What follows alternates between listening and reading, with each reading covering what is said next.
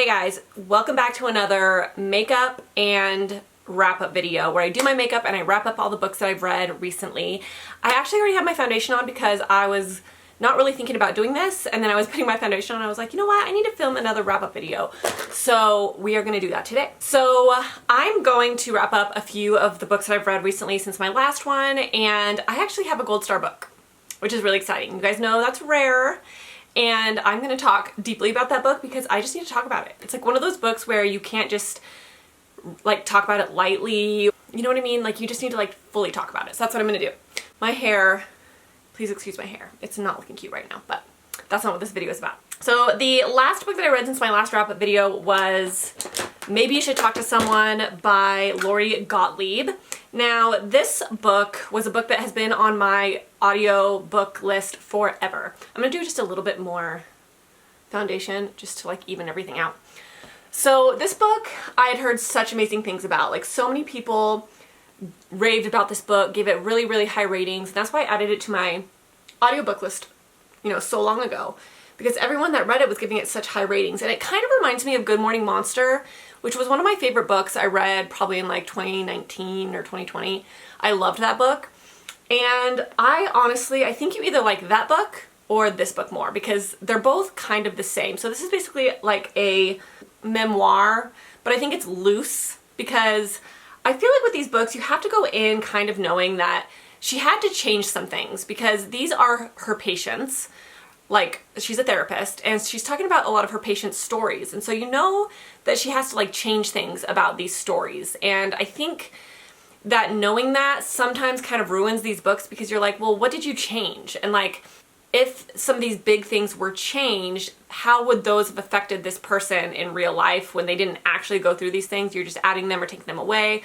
Like, it kind of takes away from, like, what this type of book should be, which is, like, you know, she's talking about her real life patients, so you want it to be real, but you know that it's not real, and that kind of bothers me about them sometimes. And I think with this book, so the problem I had with this one, I think more than Good Morning Monster, was this one was unnecessarily long. So she was basically following like, I think 4 of her patients, but then she was also talking about her own journey with finding a therapist for herself because she had gone through a breakup really late in life and she was not dealing with it very well, and she'd never really done therapy on her own.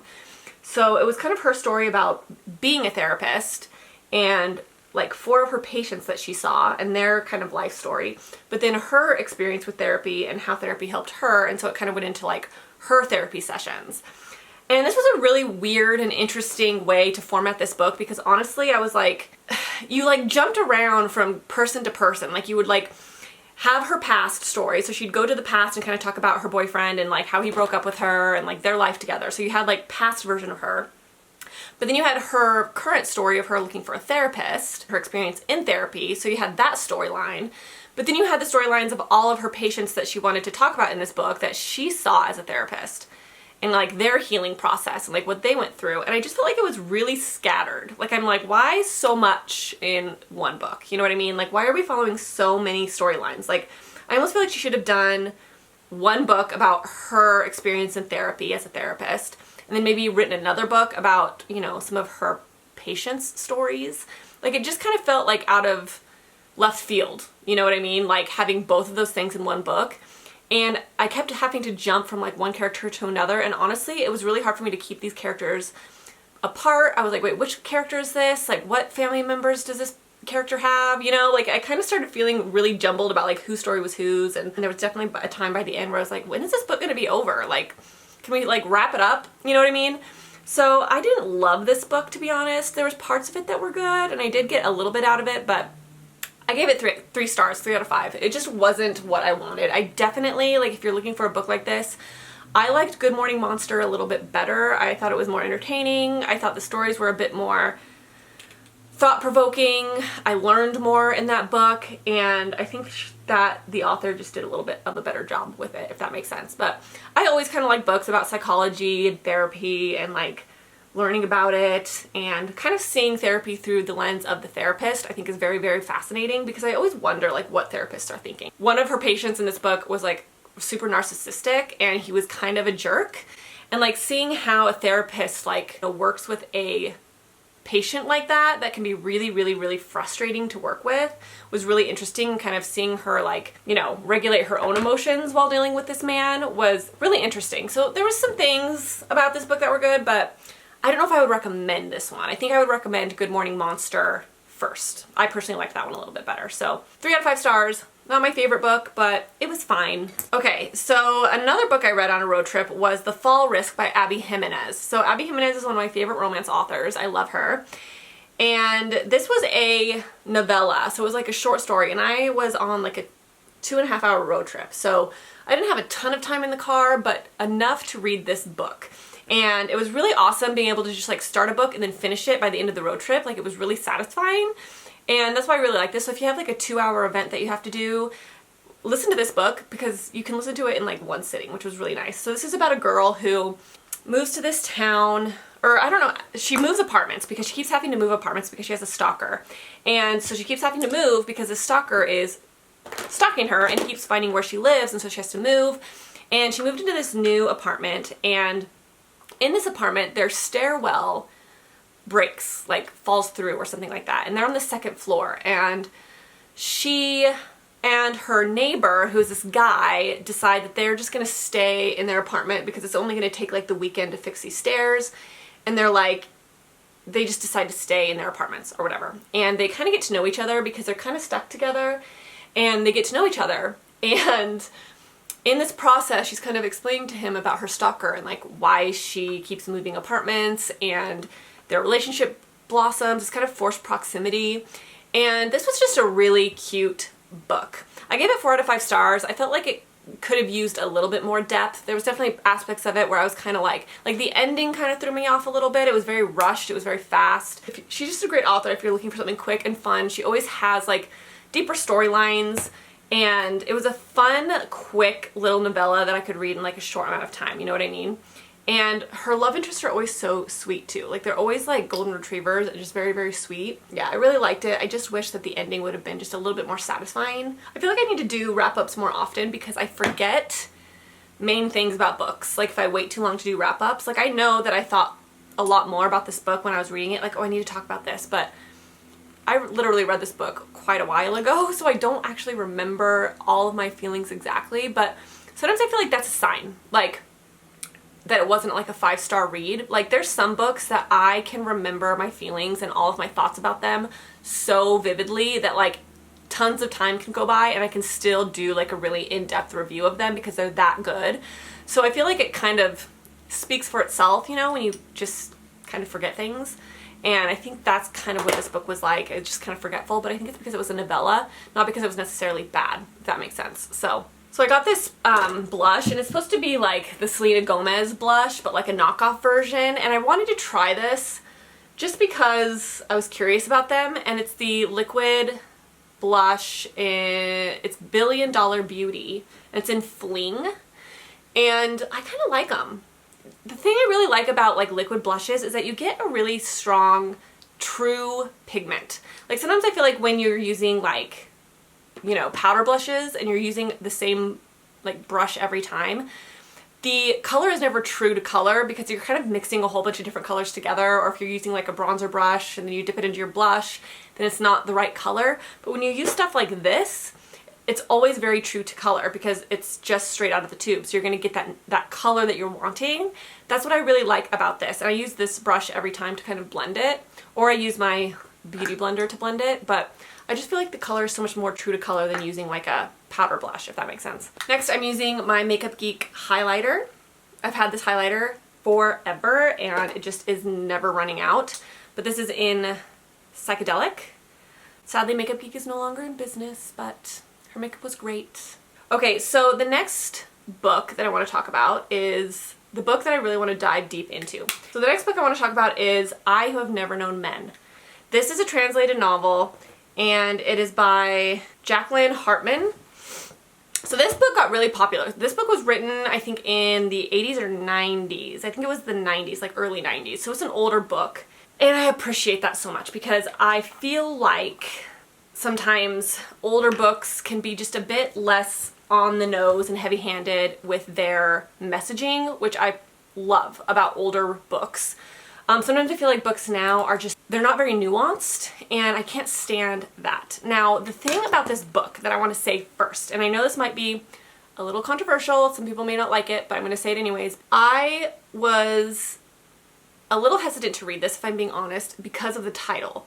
So the title is I Who Have Never Known Men, and I was like, okay, here we go again. Like, one thing I cannot stand in books, I don't like it. I think it's kind of this weird trendy thing right now that I really, really don't like, and it's like man-hating or acting as if women don't need men. Like, we could just live on this earth without men and we would just be perfectly happy and everything would be wonderful. It'd be this perfect utopia, you know, and just this idea that like having no men would be better. And it kind of gives that vibe of like women are better, men suck, we don't need men, you know, the man-hating ideas. And I don't like that. I think it's stupid, I think it's unnuanced, and I just don't really like that messaging. So I was a little bit nervous about this book because I was like, I hope that this isn't like that, because the title kind of gives that vibe. So if you kind of were worried about that because of the title, just know that it's not that. So this book is about these women who are stuck down in this bunker. Now, just know I might spoil this a little bit because I really want to talk about it deeply because I love this book and I need to talk about it. It's these women that are stuck down in this bunker, and the one girl that we're following, like the main character who we're like in her head, she's the youngest one out of all of these women, and she was put in this bunker when she was a baby, so she doesn't know anything about life before this bunker. And all the other women were older, and so they knew life before this bunker. And she's the only one that knows nothing. And this is the most interesting, profound, thought-provoking novel you will read in a very, very, very long time. It is so good. Like the way, like at first I was kind of like, wait, where is this book going? And then at the end, it was kind of like a weird open ending, and I was like, I don't like open endings. Like, am I gonna like this? But oh my god, it was one of those books that you just have to take for what it is and just like think about it because it was so good and it was just so well done. So basically, this girl, the girl that we're in her head, she has never known anything, right? Not just men, just anything. And these women don't really explain anything to her. She's kind of an outcast, so she doesn't understand much of the world at all. And they don't really tell her, and they don't really tell her about love, and she's never seen anyone love each other. She's never seen men and women together, marriage. She's never seen, doesn't know anything about like sex or periods or just anything. No cultural awareness, societal awareness, social awareness. She's just completely void of any understanding, pretty much of anything. And this book kind of talks about how different your perspective of the world would be if you had no perception of society and life and the world, like zero. Because what this book does really well is, so these girls end up getting out of this bunker eventually. And this main character is so curious. Like, she's so happy to be out of this bunker, and all these other women are so negative the entire time. They have no desire to explore. They have no desire to really like learn anything new per se. Like, she wants to explore, she wants to find new bunkers, she wants to go like look for any civilizations. She's so eager because she's never been out of this bunker her entire life. But these women, these other women, have like a pessimistic outlook on things because they know life before this bunker, and it's such an interesting take on like their knowledge of the world completely ruins what they feel when they're free finally. Like they can't feel fully free. They're always going to be sad and they're always going to be depressed because they knew the world before. Whereas this girl didn't know anything before. So getting out is like such a wonderful, beautiful thing, and she is so curious and excited, and it was so interesting the way that this author was able to write that and portray it in a way where it was so well done and interesting. And the interesting thing too was like this girl was trying to figure out everything without knowing anything. And so like there was this one point in the book where there was this guard, and he was a man, and she couldn't figure out why she was so obsessed with this guard. And she was just trying to figure out like, why am I so enamored with this guard? She just wanted to sit and look at him the whole time. And this girl's like a teenager in this book, and she's just so enamored with him. She just wants to stare at him the whole time. And it kind of implies that she's just like, she doesn't know why she's feeling that way. And she kind of like decides that it's because she wants to learn about him so she can figure out, you know, how to get out, and like that's what she thinks that it is, but the author kind of implies that she's actually just a teenager that's like having like natural teenager feelings of interest in this man, you know, sexual drive, all of that kind of stuff, but she doesn't know that's what she's experiencing. And I think it's so interesting because the author never comes out and says it. She just hints at it and implies it. And I think that what this author was kind of saying was like, this girl is having natural desires and tendencies, but she doesn't understand it. She doesn't know. She's never seen anybody fall in love. She doesn't even know what love is. She doesn't know what romance is. She doesn't know what sex is. She doesn't know what marriage is. None of that. She doesn't know anything. So she's having all of this like human stuff happen to her, but she has no clue what it is or where it's coming from or what it even means. And it was so interesting being in her head and like understanding that. When they finally get out of this bunker and stuff, it's an interesting take on like what purpose is and what the meaning of life is when you have no purpose whatsoever. That's kind of what this book covers, where it's like these women get out of this bunker and they realize that there's bunkers all over this world that they're in. They don't know where they're at, but every single like every 5 or 10 miles there's like another bunker, and they're the only women that got out of their bunkers. And so they go to all these bunkers and everyone in these bunkers are dead, and they're able to just raid these bunkers, and these bunkers have tons and tons of food that will last them years and years and years and years. And so they don't really have to survive. They have all the food that they could ever want. They have all the clothing that they could ever want, all the blankets that they could ever want. Like, they don't have to really survive because they just go to another bunker and raid that bunker, and then go to another bunker and raid that bunker. And so it kind of touches on this idea of like what life is and what the purpose and the meaning of life is when you have no purpose. Like, survival isn't even a purpose. Like, you're just living day after day after day after day. And it just is so interesting because like it's like what this means for somebody that knew life before and what this would mean for somebody that didn't know life before. And it is one of the most fascinating books I have ever read. And like what was super interesting too is once the women got out of this bunker, they were like trying to create a life that they knew before the bunker, like creating family units and like building these houses and like living together and like pairing off and like doing these things that they remember from their past culture or their past society. And this girl that never knew that stuff, she's like, why are you guys doing this? Like, she didn't understand why they were so eager to do these things. She's like, why are you guys doing that? Like, why are you guys pairing off? Why are you guys building houses and living together? And why do you guys not want to like explore? And she didn't understand like why these women were doing a lot of the things that they were doing because she didn't understand life before. And this woman or this girl felt like an outcast the entire time because she couldn't relate to anything that these women were doing because she didn't understand it. Like, it was so normal to them, but so abnormal to her. She stayed with these women her entire life, right? And finally, the last one died. And she was had such mixed emotions about this last woman dying because she'd been with them, you know, her whole life. And, you know, she probably stayed with them because of her social drive as a human, right? Like being with people, other people. But the way that she had such mixed emotions about this last woman dying because she was finally free. And it felt like a relief to her that finally she could do what she wanted and she could go and she could explore and just do what she wanted and be free from these restraints. And these restraints that she was living under was from this culture that these women already knew, but she didn't understand these restraints and she felt so restrained by them. And then when the final girl died, she's like, now I can go do what I want and I can be free and just do whatever I want. And it was so fascinating to see. It was interesting too because it kind of showed her getting older and, you know, the end of life and what gave her life purpose. And like she wrote these journals and like she kind of talks about how like if somebody finds these journals, like my life will have meaning, my life will have purpose.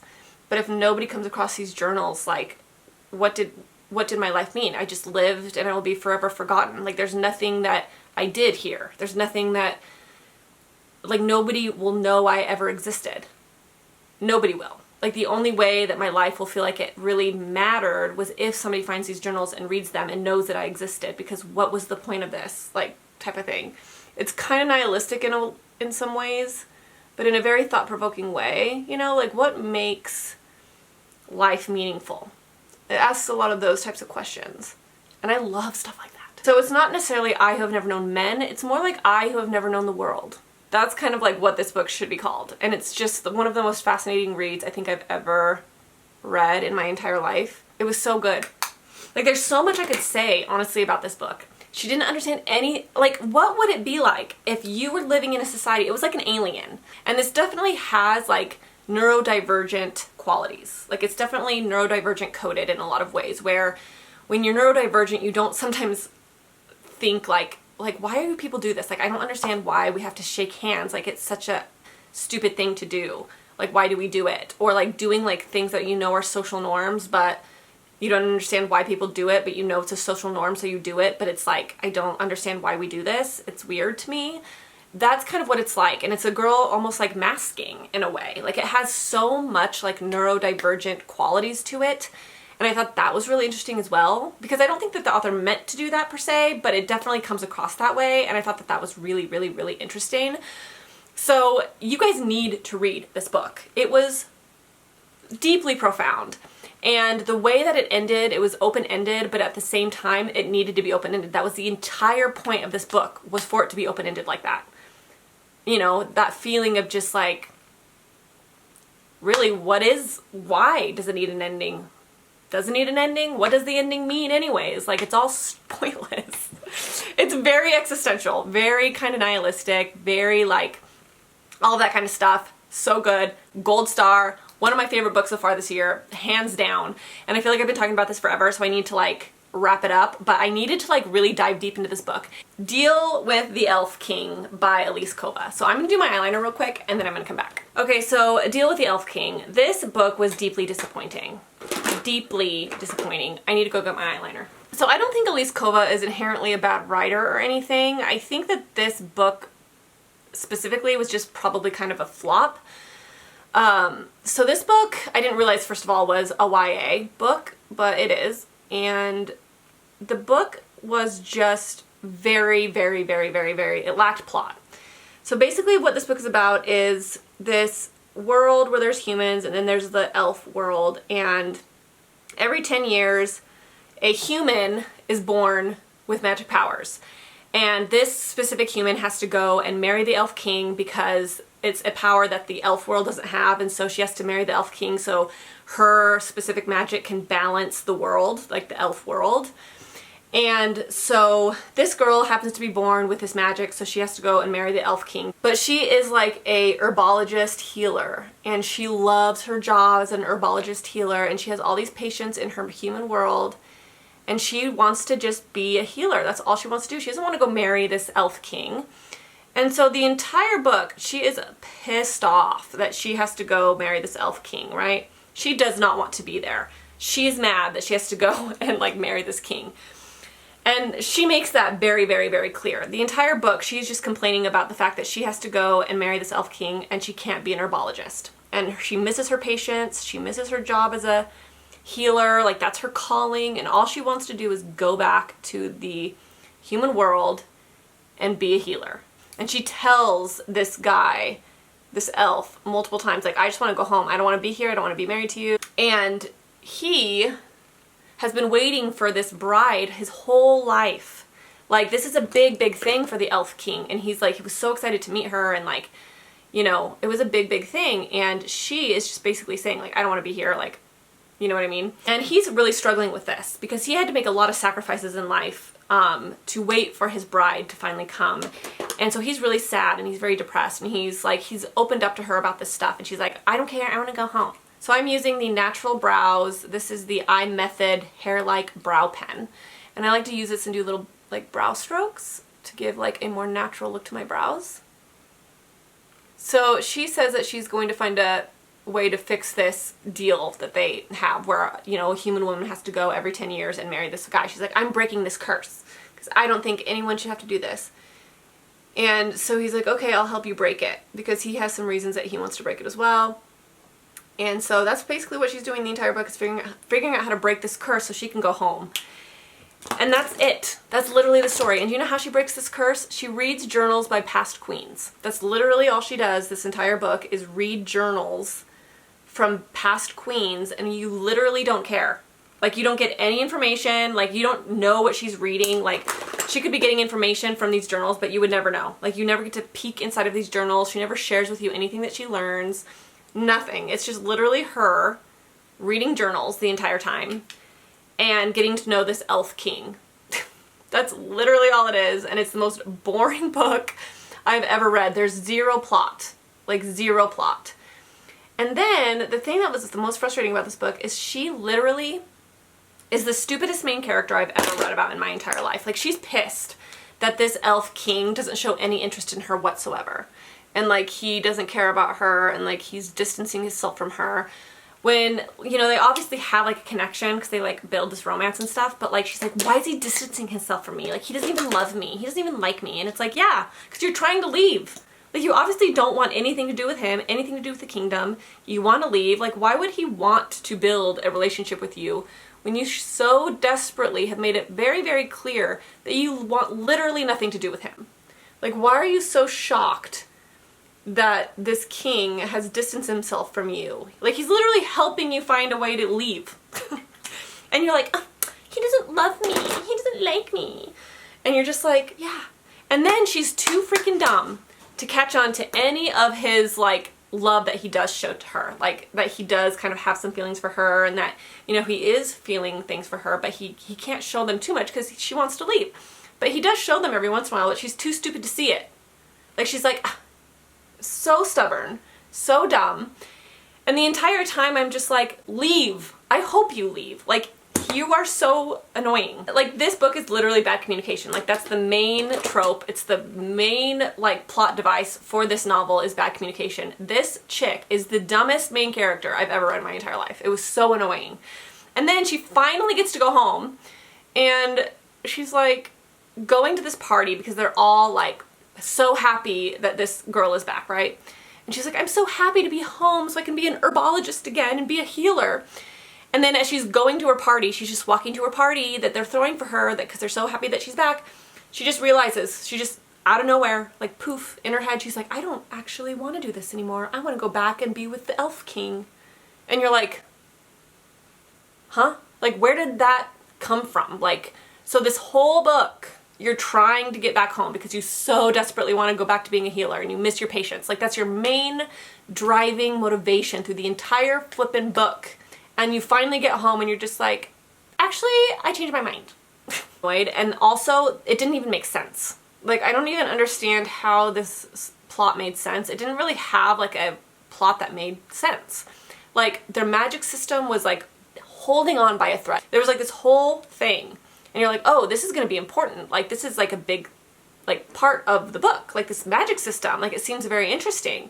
And it's like all explained and everything, but it's literally not used a single time in this entire book.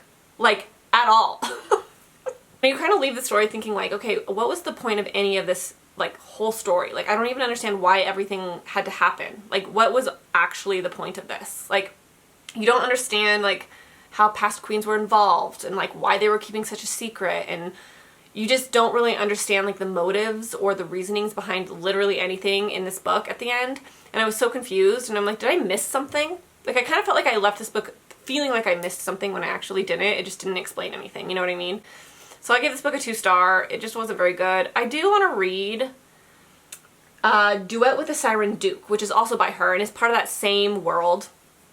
It's not same world, but it's like a companion series where it's like Deal with the Elf King. It's like a siren one. I think there's like a vampire one, a fae one, and I think there's one more, like a werewolf one, I think.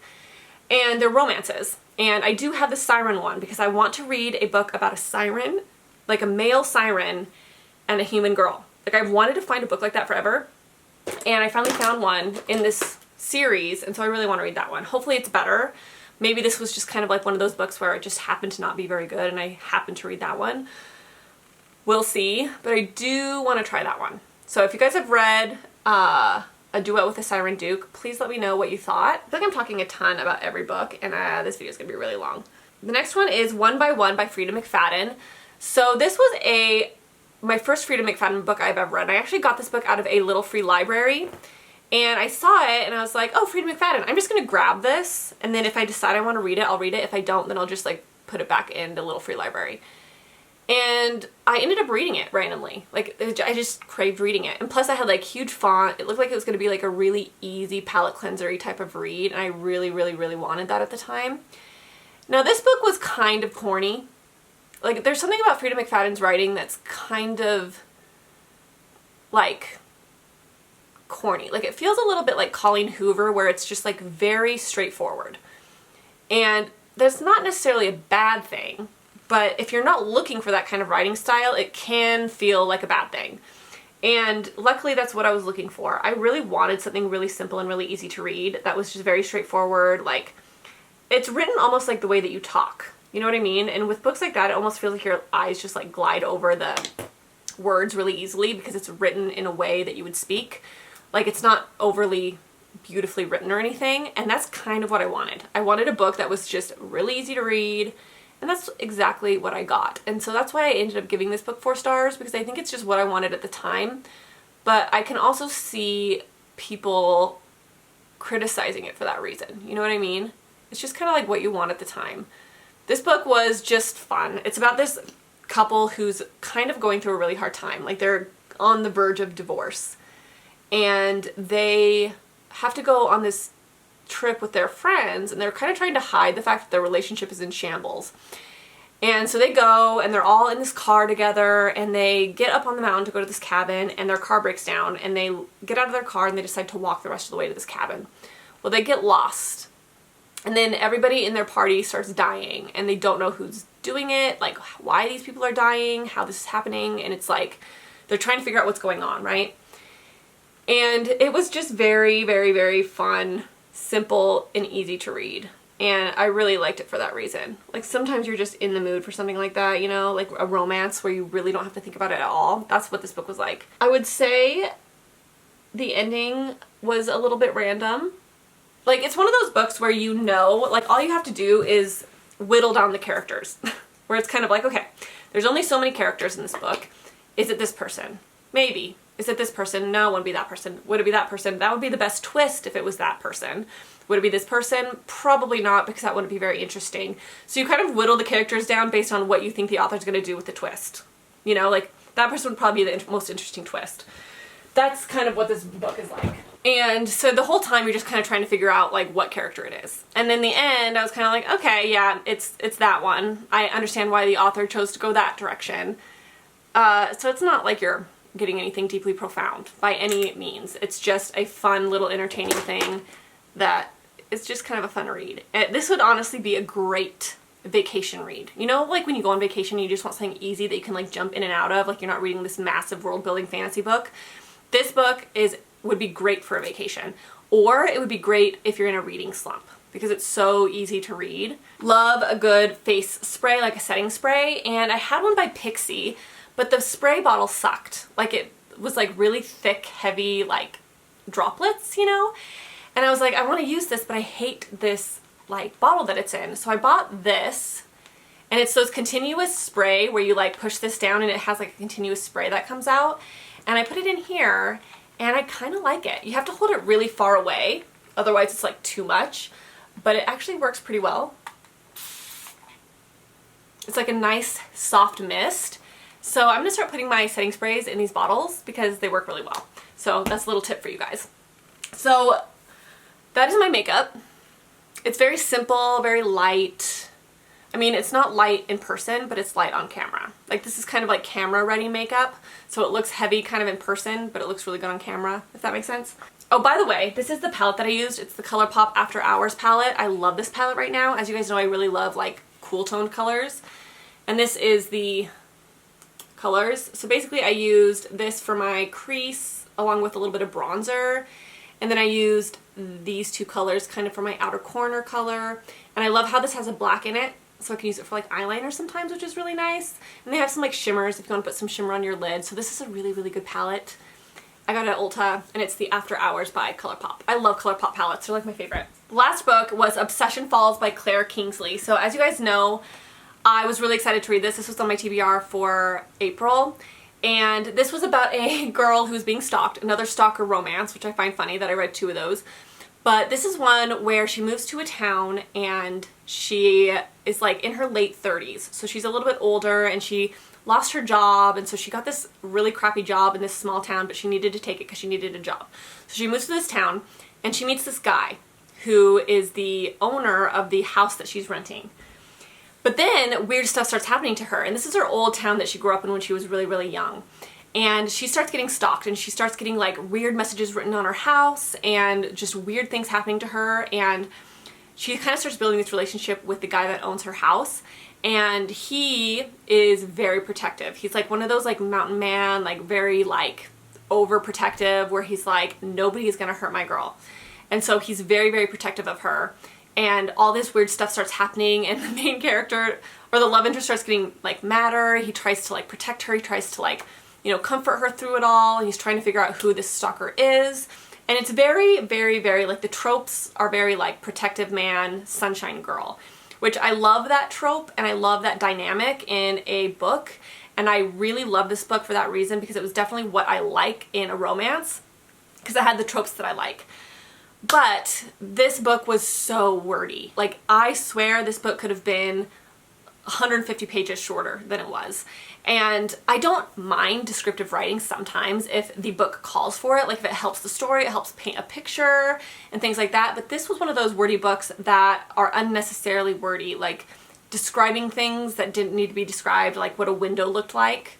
Like, she would literally spend an entire page talking about, you know, the love interest working on a door that he was going to put up on the house, and what the door looked like, and how he was putting it up, and how he was painting it, and what color he was painting it, where you're like, oh my god, like I can't read this. Like this, like there's so many parts of this book that were easily skimmable, and I don't skim. I've talked about that before, where I'm not a skimmer, but there's certain books, there's those rare books where you're like, I have to skim. Like, I can't sit here and read 2 pages worth of description about a door that they're hanging up. You know what I mean? Like, it's just not necessary. So this is one of those books that just needed to be way, way, way edited down, and it would have been really, really good if she would have done that. But sadly, because of the writing style of this book, I don't think I'm going to read any more Claire Kingsley. I like her tropes, and I love the dynamic between the couple and all of that. I thought the plot was kind of interesting, but it was the writing style. And when I find an author where I just can't vibe with the writing style, it really turns me off from reading future books by them, even if I do really like the tropes and things like that, because the writing style is so important, and sometimes it's glaring that you don't like somebody's writing style. So sadly, I don't know if I'm going to read any more Claire Kingsley, but it was a fun little try. It was fun trying like a random author that I'd never heard of before. And I would say it was probably a 2 out of 5 for spice. There was some spice, but it was very vague. Like, it wasn't like that really detailed spice. Like, it happened on page, but it was very, very, very vague and very kind of quick. But it wasn't completely closed door, and I think there was maybe like 2 scenes. It wasn't horrible. I'm not saying this book was horrible. It was a fun little read, but I wouldn't say it's totally worth it. You know what I mean? But I would love to find more books kind of with similar tropes, so if you guys know of any, definitely let me know. But I gave it 3 out of 5 stars. So that is it, you guys, for my wrap-up video. Hopefully you enjoyed this and it wasn't too winded. I will try to edit it down a little bit because I know I got into a lot of detail with some of these books. I needed to talk in detail about some of these books because they were just so good, and sometimes you just need to deep dive, you know what I mean? And that was one of those books that I needed to deep dive into. So let me know if you guys read I Have Never Known Men, because I would be interested to hear your thoughts. Like, tell me like any little intricate things that you kind of picked out of that book that you really liked, because I loved it. Like, I will see myself rereading it. And I remember when I was reading that book, I was telling Travis, I'm like, I don't know about this. Like, there's something about this that feels very open-ended. Like, I don't know where this is going. Like, this could end really badly and I could hate it, or it could end really, really well and I could love it. But I was kind of like preparing myself to hate it. Anyways, that is it, you guys, for this video. Hopefully you enjoyed it, and hopefully you have fun with these little makeup wrap-ups. I think they're really fun. So I'll talk to you guys in my next video. Bye.